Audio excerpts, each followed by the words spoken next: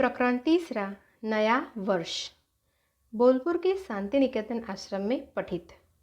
आजकल हम लोगों के निकट कर्म का गौरव अधिक है।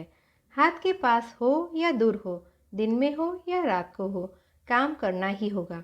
आजकल अशांत अस्थिर चित्त से हम यही ढूंढते हैं कि क्या करें, कहाँ मरना होगा, कहाँ आत्मत्याग करना होगा। यूरोप में लगाम पहने हुए मरना एक गौरव की बात समझी जाती है। काम न हो, काम हो, बेकाम का काम न हो, जिस तरह हो, जीवन के आखिरी दम तक दौड़ धूप करते जोश के साथ हाथ पैर चलाते मरना होगा। जब किसी जाति को इस कर्म चक्र में घूमने का चस्का लग जाता है, तब फिर पृथ्वी में शांति नहीं रहने पाती। तब दुर्गम हिमालय की चोटी पर जो रोएदार बकरे अब तक बेखट के जिंदगी बिता रहे थे, वे अकस्मात शिकारी की गोली से मरने लगते हैं। सील और पेंगुइन पक्षी जो अब तक विश्वास के साथ सुनसान बर्फ के सागर में बिना विरोध के जीने का सुख भोग रहे थे, उन बेचारों के खून से एकाएक निष्कलंक स्वच्छ बर्फ लाल हो उठती है। न जाने कहाँ से सौदागरों की तोपें शिल्प चतुर प्राचीन चीन के गले में अफीम के गोले बरसाने लगती है और अफ्रीका की निर्जर जंगलों से ढकी हुई सिपाही सभ्यता के वज्रपात से फटकर चीखती हुई प्राण त्याग करती है। इस आश्रम में निर्जन प्रकृति के बीच चुपचाप एकाग्र होकर बैठने से हृदय में इस बात का स्पष्ट अनुभव होता है कि होना ही जगत का चरम या परम आदर्श है, करना नहीं। प्रकृति में कर्म की सीमा नहीं है, किंतु प्रकृति को देखो, वह उस कर्म को आड़ में रखकर अपने को होने के रूप में प्रकट करती है। मैं जब प्रकृति के मुख पर दृष्टि डालता हूँ, तभी देखता हूँ कि उसमें क्लेश और थकावट का कोई चिन्ह नहीं है। वह जैसे किसी का निमंत्रण पाकर उससे मिलने के लिए सज धजकर सुविस्तृत नील आकाश में आराम से बैठी हुई है। इस संसार भर की गृहिणी की पाकशाला कहाँ है? धान कूटने का घर कहाँ है? और किस भंडारे के घर में इसके विचित्र आकार के बर्तन पाती की पाती सजाए हुए रखे हैं? फूल फल पत्तियाँ इसके गहने जान पड़ते हैं। इसका कार्य ही इसकी लीला जान पड़ता है। इसकी गति देखकर नृत्य का भ्रम होता है और इसकी चेष्टा उदासीनता के समान जान पड़ती है। प्रकृति ने घूमते हुए चक्रों को नीचे छिपाकर और स्थिति को ही गति के ऊपर रखकर सदा से अपने को प्रकाशमान रखा है। उसने अविराम कर्म के वेग में अपने को अस्पष्ट नहीं बनाया और न संचित हुए कर्मों के ढेर में अपने को ढक ही दिया है। इस कर्म के चारों ओर अवकाश का होना, इस कर्म की चंचलता को अवकाश की ध्रुव शांति के द्वारा मंडित कर रखना ही प्रकृति की नित्य नवीनता का रहस्य है। यह केवल नवीनता ही नहीं, वरन यही उसका बल है।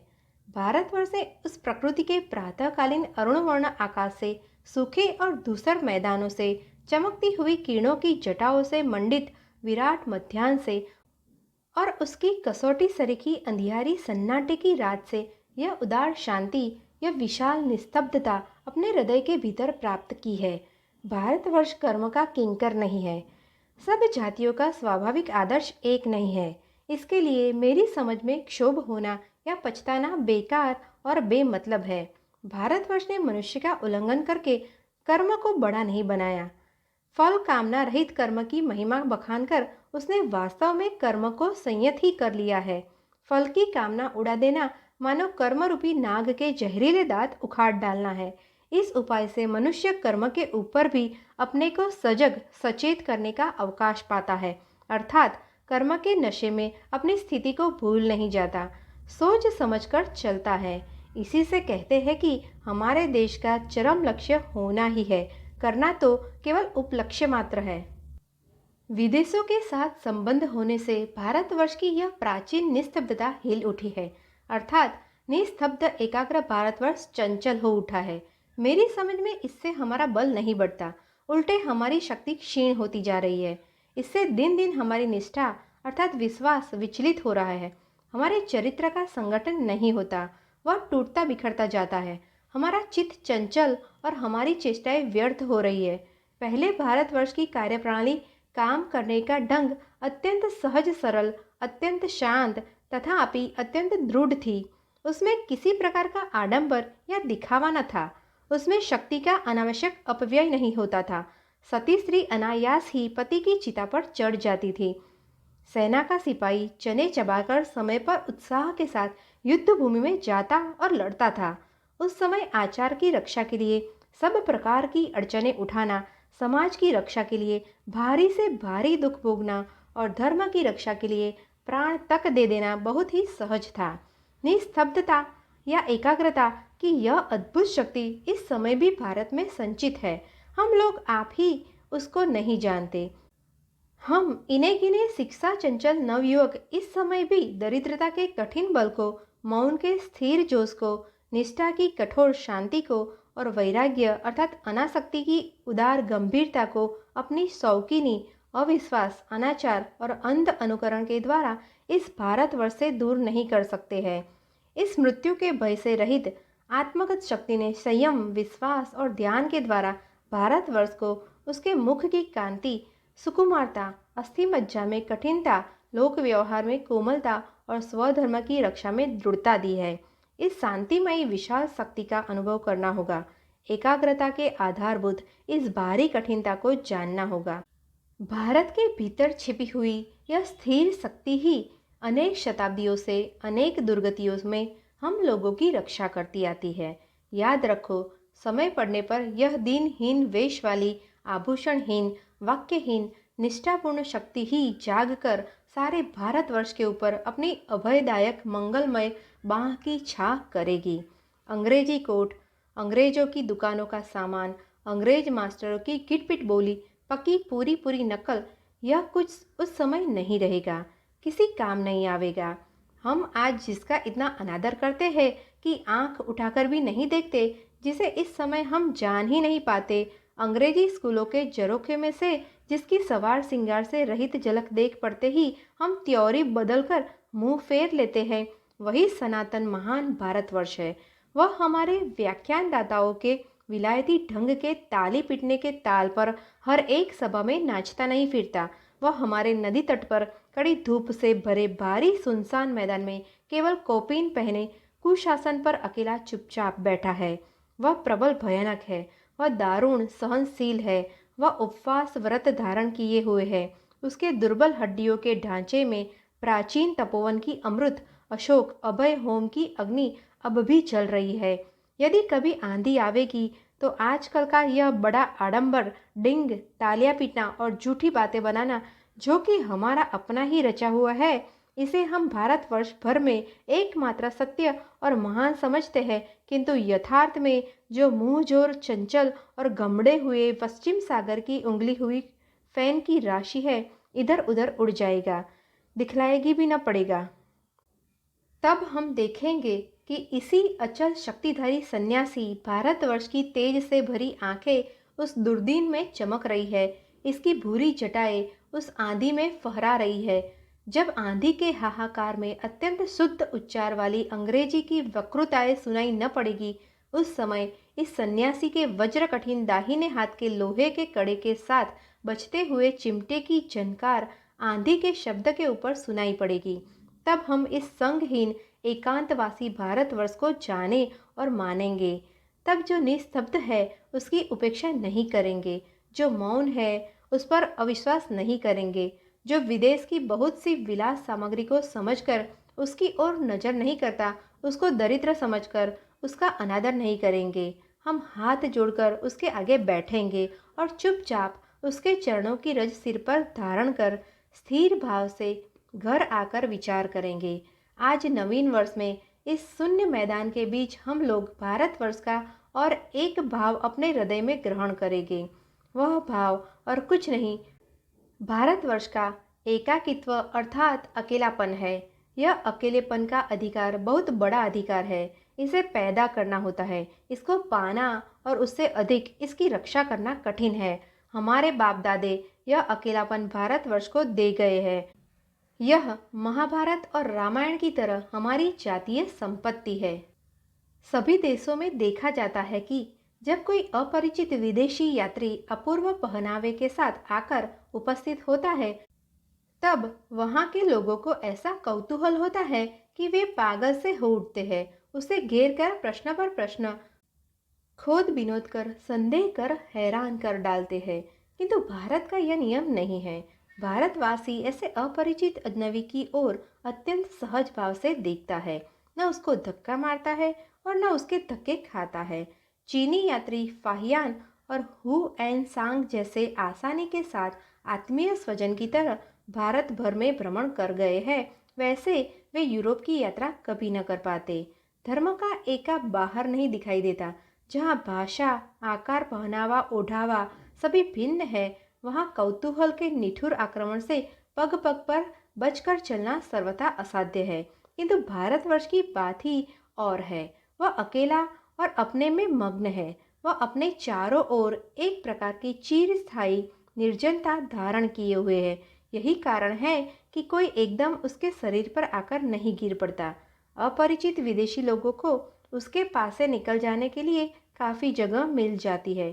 जो लोग सदा भीड़ लगाकर, दल बांधकर, रास्ता रोककर बैठे रहते हैं, उन लोगों को बिना धक्का दिए और बिना उनके धक्के खाए नए आदमी का उधर से निकल जाना संभव ही नहीं। नया आदमी जब ऐसी मंडली में पड़ जाता है, तब उसे सब प्रश्नों का उत्तर देकर, सब परीक्षाओं में उत्तीर्ण होकर तब कहीं एक कदम आगे बढ़ने का अवकाश मिलता है। किंतु भारतवर्ष का आदमी जहाँ रहता है, वहाँ वह बाधा की रचना नहीं करता। वह स्थान के लिए खींचतान नहीं करता। उसके अकेलेपन के अवकाश को कोई छीन नहीं सकता।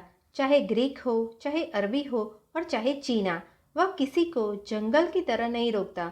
वह एक बड़े वृक्ष की तरह अपने नीचे चारों ओर रुकावट से रहित स्थान छोड़ देता है। यदि कोई उसके पास आकर आश्रय ग्रहण करता है तो उसे छाया देता है, और अगर कोई पास आकर चला जाता है तो उसे कुछ कहता नहीं। इस अकेलेपन का महत्व जिसके चित्त को अपनी ओर नहीं खींचता, वह भारतवर्ष को ठीक तौर से पहचान ही नहीं सकता। कई शताब्दियों से प्रबल विदेशी लोग उन्मत्त बराह की तरह अपने दांतों से भारतवर्ष को एक सिरे से दूसरे सिरे तक खोदते फिरते रहे। उस समय भी भारतवर्ष अपने बहुव्यापक अकेलेपन से ही सुरक्षित था। कोई भी उसके मर्म स्थान पर चोट नहीं पहुंचा सका। हमारा भारतवर्ष युद्ध और विरोध न करके भी अपने को अपने में अनायास ही स्वतंत्र कर रखना चाहता है। इसके लिए अब तक हथियारबंद पहरेदार की जरूरत नहीं हुई। जैसे कर्ण स्वाभाविक कवच सहित पैदा हुए थे, वैसे ही भारतवर्ष की प्रकृति भी एक स्वाभाविक बैठन से लिपटी हुई है। सब प्रकार के विरोध और विप्लव में भी एक प्रकार को न तोड़ी जा सकने वाली शांति उसके साथ साथ अटल रूप से रहती है। इसी से वह टूट फूट कर गिर नहीं पड़ता, किसी में मिल नहीं जाता, कोई उसको लील नहीं करता। वह जोश से जाती हुई भारी भीड़ में भी अकेला विराजमान है। यूरोप के लोग भोग तो अकेले परंतु काम दल बांध कर करते हैं। भारतवर्ष में ठीक इसका उल्टा होता है। भारत भोग तो करता है बांट कर, पर काम करता है अकेला। यूरोप की धन संपत्ति और सुख आराम व्यक्तिगत है, किंतु उसका दान ध्यान, स्कूल कॉलेज की स्थापना, धर्म चर्चा, वाणिज्य व्यापार सब दल बांधकर होता है। पर हमारे यहाँ अपने सुख, अपनी संपत्ति को कोई अकेले नहीं भोगता।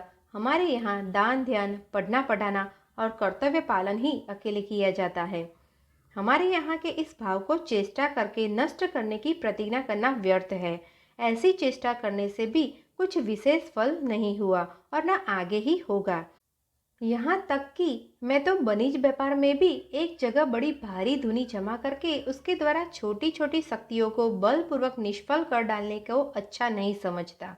भारतवर्ष के जुलाहे जो रोजगार से खाली हो रहे हैं, इसका कारण उनका एकत्र होने की चेष्टा न करना नहीं है, उनका अपने औजारों की उन्नति न करना ही इसका कारण है। अगर करदा अच्छा हो और हर एक जुलाहा अगर काम करे, कमा कर खाए, संतोष के साथ जिंदगी बिताए, तो समाज में यथार्थ दरिद्रता और ईर्ष्या का विष जमने ही न पावे, और मैनचेस्टर अपने भारी कल कारखानों से भी इनके मुंह की रोटी न छीन सके। कल पुर्जों को बहुत ही सीधे सादे और सहज बनाकर काम को सबके करने लायक बना देना, पेट भर अन्न को सबके लिए सुलभ कर देना ही पूर्वीय आदर्श है। यह बात हमें याद रखनी चाहिए। चाहे मनोरंजन हो, चाहे शिक्षा हो और चाहे कोई हितकारी काम हो, सभी को एकदम पेचीला और कष्ट साध्य बना डालने से लाचार होकर संप्रदाय या दल के हाथ में पड़ना होता है। इससे यह होता है कि काम की तैयारी और जोश लगातार इतना बढ़ता जाता है कि मनुष्य उसी से ढक जाता है, गिर जाता है। चढ़ा ऊपरी के निठुर धक्के से काम करने वाले मजदूरों की हालत मशीन से भी बुरी हो जाती है।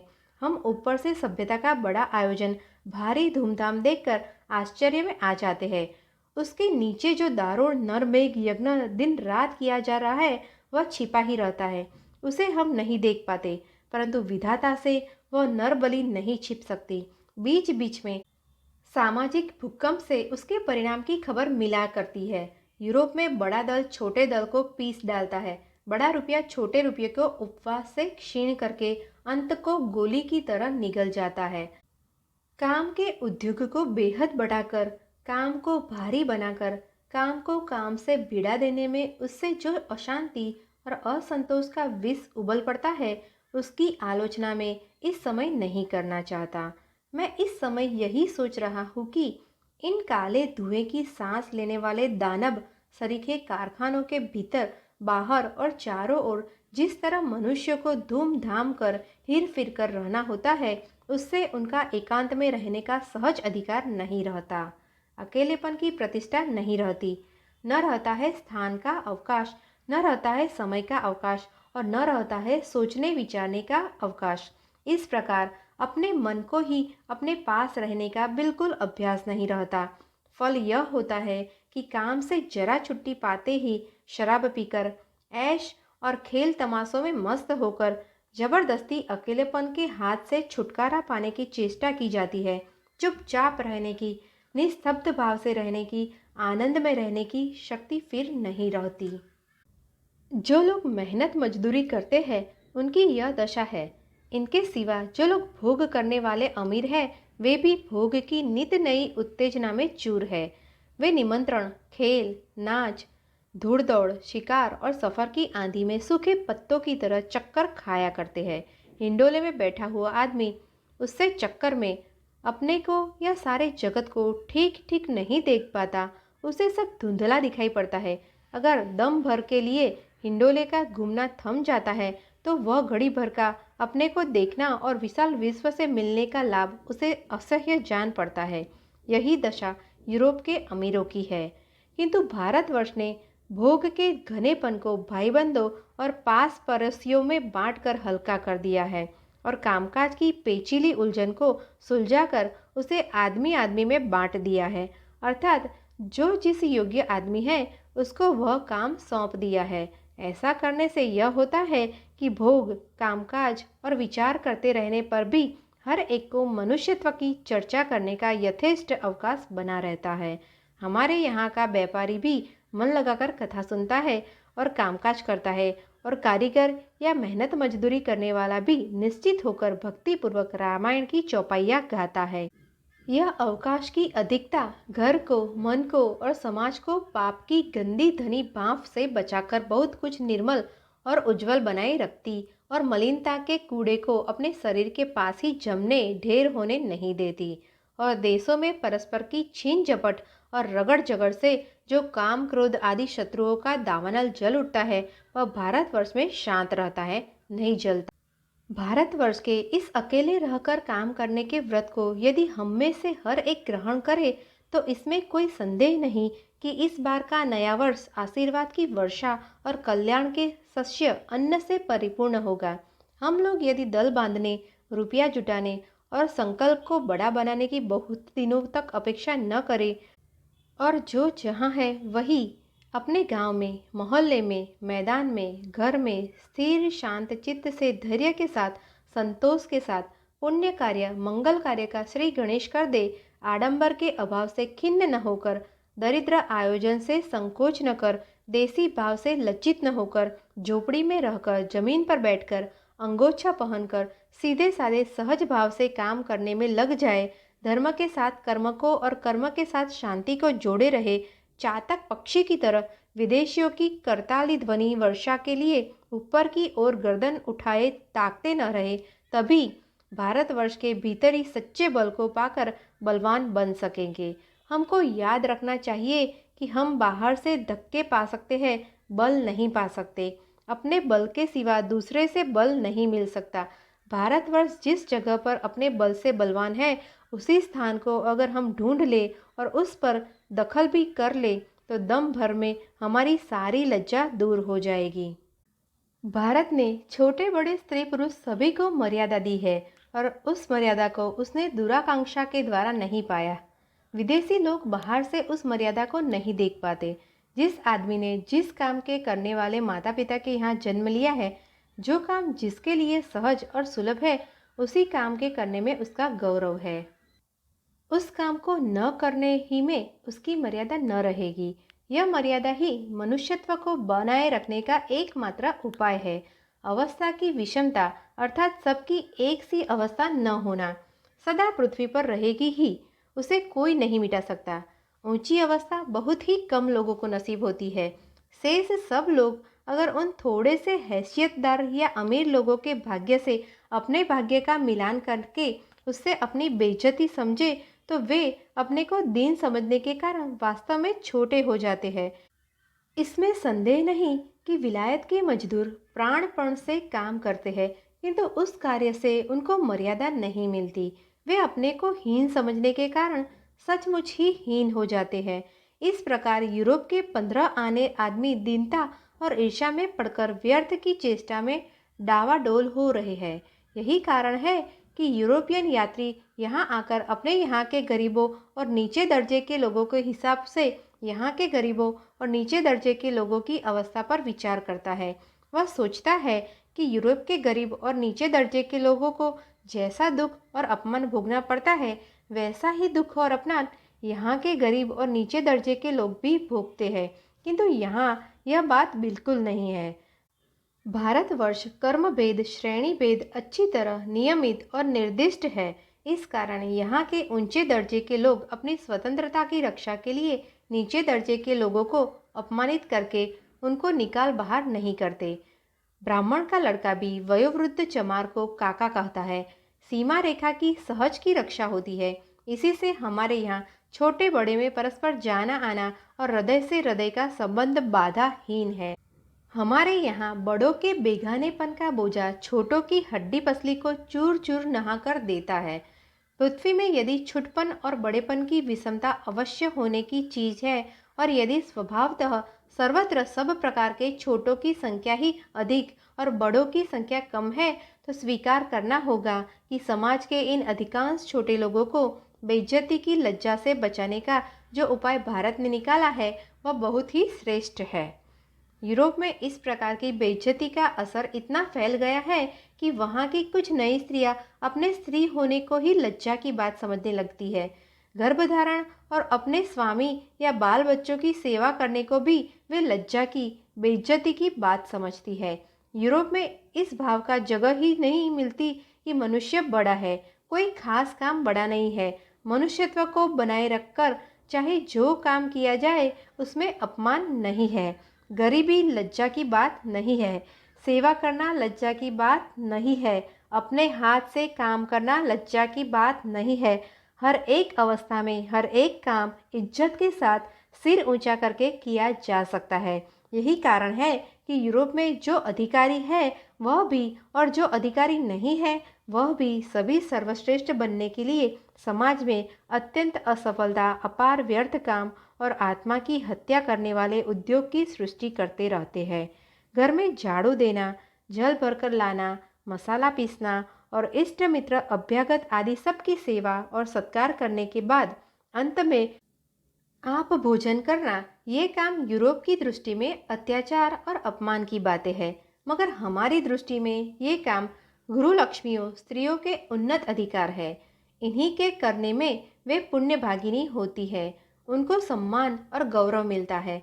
सुनते हैं कि विलायत में जो स्त्रियां इन कामों में लगी रहती है वे नीचे दर्जे में गिनी जाकर स्त्री समाज की दृष्टि में है हो जाती है। इसका कारण यही है कि काम को छोटा समझकर उसे करने के लिए लाचार होने पर मनुष्य आप अपनी दृष्टि में छोटा हो जाता है।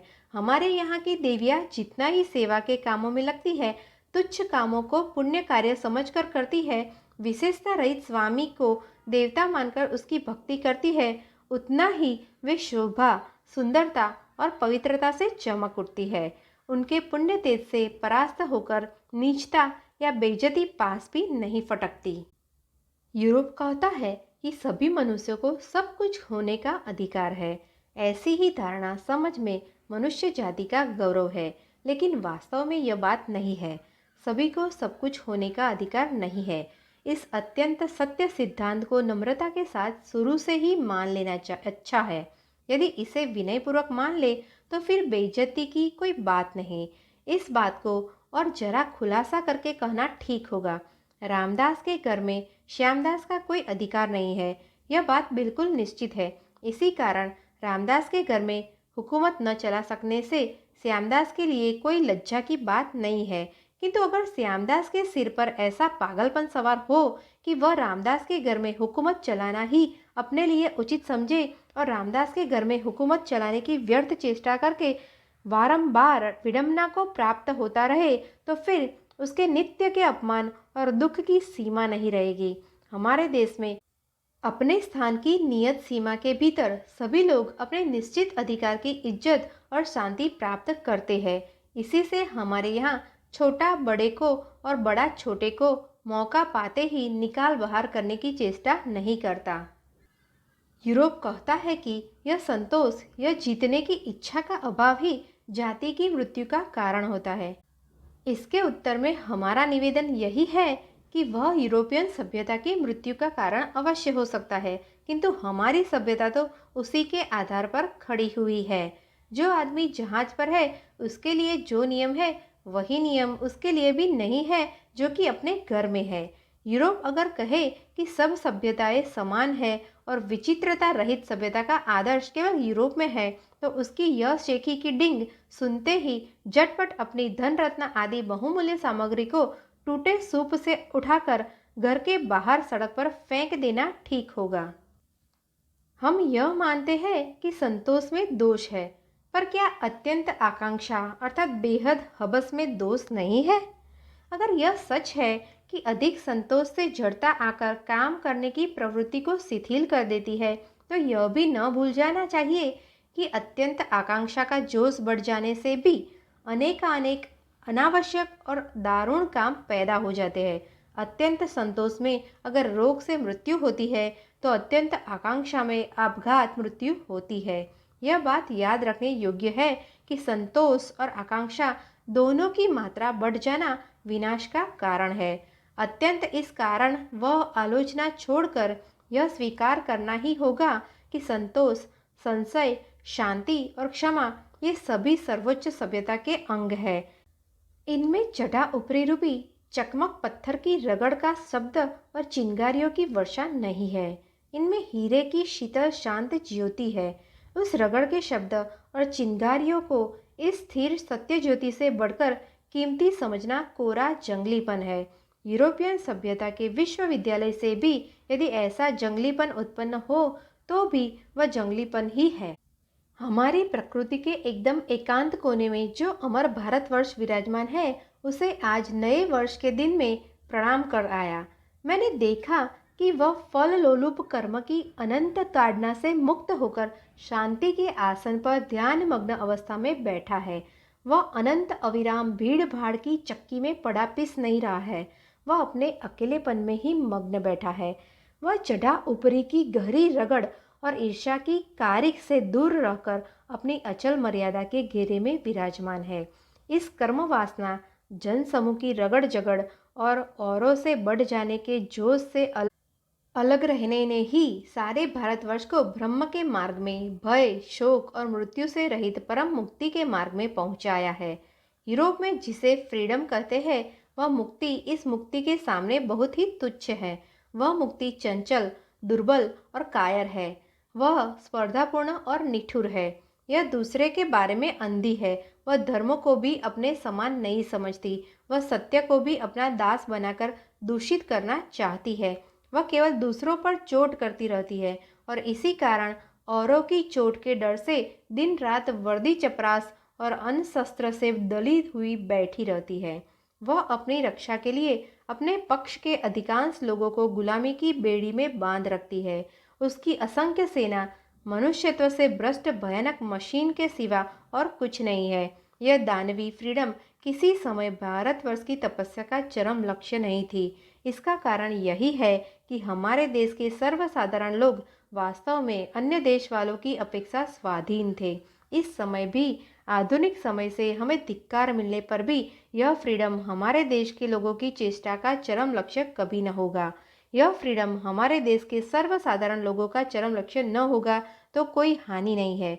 इस फ्रीडम से भी अत्यंत उन्नत, विशाल और महत्वमय भारतवर्ष के भारी तबका सर्वस्व जो मुक्ति है, उसको यदि हम अपने समाज में फिर बुला लावे, अपने हृदय के भीतर ही प्राप्त कर ले, तो भारतवर्ष के नंगे पैरों की धूल से पृथ्वी के बड़े बड़े राजमुकुट पवित्र होंगे। मैं नए वर्ष के विचारों को यहीं पर समाप्त करता हूँ। आज पुरातन में मैंने प्रवेश किया था, क्योंकि पुरातन ही चीर नवीनता का अक्षय भंडार है। आज वन लक्ष्मी ने नव पल्लव रूपी उत्सव वस्त्र धारण किए हैं, पर ये वस्त्र आज के नहीं है। जिन महाकवि महर्षियों ने त्रिष्टुप छंद में तरुणी उषा का वंदना की है, उन्होंने भी इन चिकन मुलायम पीले हरे वस्त्रों से वन लक्ष्मी को अकस्मात सजते देखा है। उज्जैनी पुरी के उद्यान में महाकवि कालिदास की मोहित दृष्टि के आगे भी यही वायु कंपित पुष्प गंधपूर्ण वन लक्ष्मी का नव वस्त्रांचल बाल सूर्य की किरणों से जगमगा उठा है। नवीनता में चीर पुरातन का अनुभव करने ही से अलख अनंत जवानी के सागर में हमारा जीर्ण जीवन स्नान कर सकेगा। आज इस नए वर्ष के दिन मैं भारत के कई हजार पुराने वर्षों का अनुभव कर सकने ही से हम लोगों की कमजोरी, लज्जा, लांछना और दुविधा दूर होगी।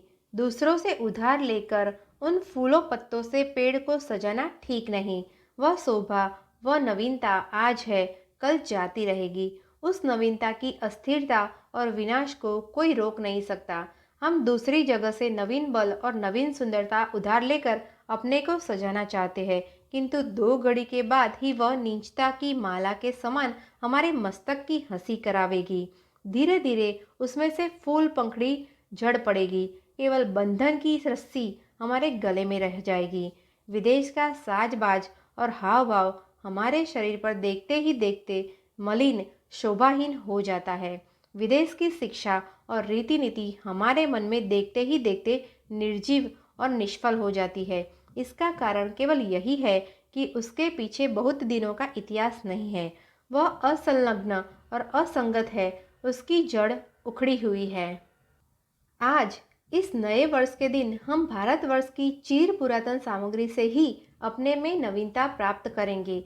संध्या को जब विश्राम की घंटी बजेगी, उस समय भी यह नवीनता सूखी माला की तरह जड़ नहीं जाएगी।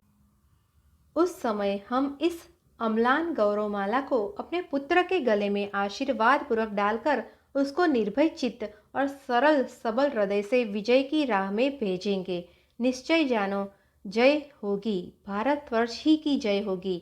जो भारत प्राचीन है, जो ढका हुआ है, जो विराट है, जो उदार है, जो चुप है, उसी भारत की जय होगी। और हम जो अंग्रेजी बोलते हैं, अविश्वास करते हैं, झूठ बोलते हैं, डिंग मारते हैं, सो हर साल उसी तरह समय सागर में लीन हो जाएंगे। जिस तरह सागर की लहरें उठकर उसी में लीन हो जाती है, किंतु उससे निस्तब्ध सनातन भारतवर्ष की कुछ हानि नहीं होगी। वह भस्माच्छन्न मौनी भारत चौराहे पर मृग चर्म बिछाए बैठा हुआ है। हम जब अपने सारे शौकों को पूरा करके बेटी बेटों को कोट, कालर, फ्रॉक पहनाकर कूच कर जाएंगे, उस समय भी वह शांत चित्त से हमारे पोतों की प्रतीक्षा करेगा। उसकी वह प्रतीक्षा व्यर्थ न होगी। वे इस सन्यासी के आगे हाथ जोड़े आकर कहेंगे, पितामह, हमको मंत्र दीजिए। यह कहेगा, ओम इति ब्रह्म। यह कहेगा, भूमेव सुखम न अल्पे सुखम अस्ति। यह कहेगा, आनंदम ब्राह्मणो विद्वान न बिबेति कदाचन।